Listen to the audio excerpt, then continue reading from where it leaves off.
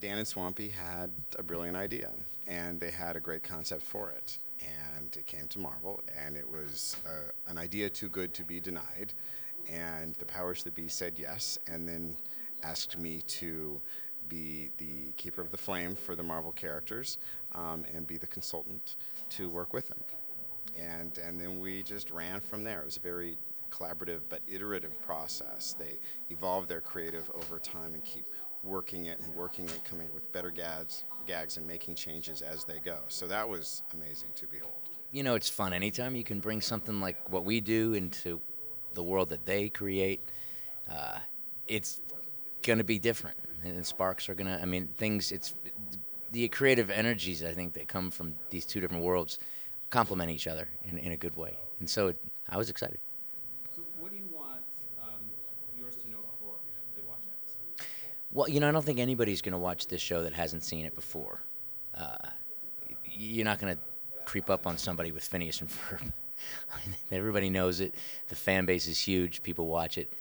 If they don't watch Avengers Assemble, they probably will afterwards, which is always a good little side bit. But it's get ready to be entertained. I mean, it's fun at its most elemental. You know, it's just fun. F-U-N. Well, it's the same guy, you know, so it wasn't, but it's the arena's slightly modified. And it's always good to be able to bring something in that can serve up a little comedy and in a different way from what we do. We're self-deprecating to an extent, but not quite as much as we're not ready to be the targets of humor as much as we are in this, which is what makes it fun to do and fun to watch. I mean, they really take the wind out of our sails every chance they get, and it's fun to see these guys defined by what they aren't as opposed to what they are. There was an element that was derived from what Cort had created. I guess you want to tell them about that? Well, sure, but they had an idea to switch powers in the second act, and they wanted to give Iron Man Thor's powers, and they wanted him to use the hammer and the lightning and thunder and fly and do all those things. And I said, no, he can't use the hammer because he's not worthy. Only Thor is worthy. How about the lightning? Not without the hammer. How about the thunder? Not without the hammer. Can he fly? No, not without the hammer. And they were like, ah.